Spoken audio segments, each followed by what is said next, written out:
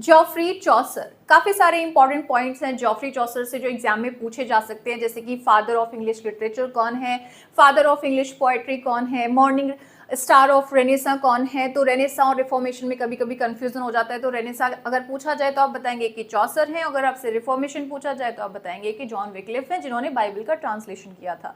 इसके अलावा इनसे पूछा जा सकता है कि इनका लाइफ स्पैन क्या है। वैसे एज ऑफ चौसर ज्यादा पूछा जा सकता है 1342 1400, लेकिन अगर इनके डेट ऑफ बर्थ की बात आती है तो 1343 डेट आपको ध्यान रखनी है। वैसे सारे फैक्ट्स मैंने यहाँ पर लिखे हुए हैं। ऐसे इनकी वाइफ का नाम अगर पूछा जाए तो आप बताएंगे कि फिलिप्पा डी रॉयट, 1366 में इन्होंने शादी की थी। इसके बाद आपसे एक बड़ा इंपॉर्टेंट फैक्ट है जो पूछा जाता रहता है कि भाई कौन कौन से मोनार्क्स थे जो इस टाइम के जो रूलर्स थे जो इन्होंने देखे थे इनके टाइम पीरियड पर। तो जब इनका बर्थ होता है तो उस टाइम पर एडवर्ड थर्ड रूल कर रहे थे।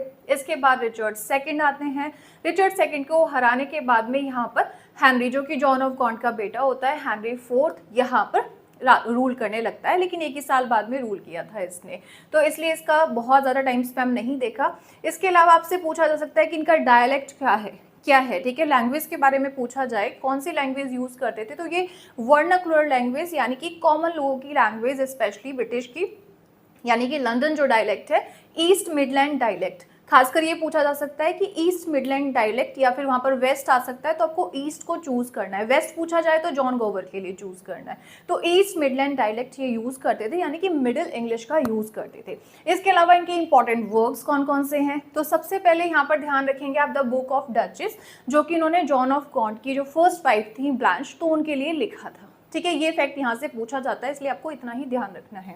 नेक्स्ट यहाँ पर द पार्लियामेंट ऑफ फाउल्स लिखा है, और जिसमें इन्होंने राइम रॉयल, वैसे राइम रॉयल नाम बाद में पड़ा था, जेम्स फर्स्ट जो स्कॉटलैंड के थे उनके नाम पर, क्योंकि वो रॉयल थे, ठीक है, इस वजह से। तो द पार्लियामेंट ऑफ फाउल्स, लेकिन सबसे पहले ट्रायलस इन क्रेसिडा के अंदर इन्होंने 7 लाइन स्टैंजा को यूज किया, जो कि बाद में चलकर राइम रॉयल कहा जाने लगा। तो इसे हम चौसेरियन स्टैंजा भी कह देते हैं और राइम रॉयल स्टैंजा भी कह देते हैं। इसके अलावा द हाउस ऑफ फेम है, कैंटरबरी टेल्स, 24 टेल्स हैं इसके अंदर, 30 पिलग्रिम्स इंक्लूड चौसर। तो ये क्वेश्चंस यहाँ से आते रहते हैं। नेक्स्ट आपसे पूछा जा सकता है कि भाई इनके टाइम पीरियड पर कौन कौन से इवेंट्स थे जो इंपॉर्टेंट थे। तो द 100 ईयर वॉर 1337, तो 100 ईयर वॉर है, ठीक है, ब्लैक डेथ है और पीजेंट रिवोल्ट। तो ये तीनों आपको याद रखने हैं, मेन इंपॉर्टेंट इवेंट्स है, यहाँ से क्वेश्चन बन जाता है। क्लास जो रात को 9 बजे है, क्योंकि आज है 16, ओके, 16 आपका जून है, 2025 चल रहा है। तो आज शाम को जो क्लास है आपकी 9 बजे, तो उसमें हम सारे फैक्ट्स को कवर करने वाले हैं। लेकिन उससे पहले अगर कंटेम्प्रेरी आप कमेंट बॉक्स में लिख के बताएंगे तो ये बहुत ही अच्छा आपके साथ रिकॉल हो जाएंगे सारे फैक्ट्स।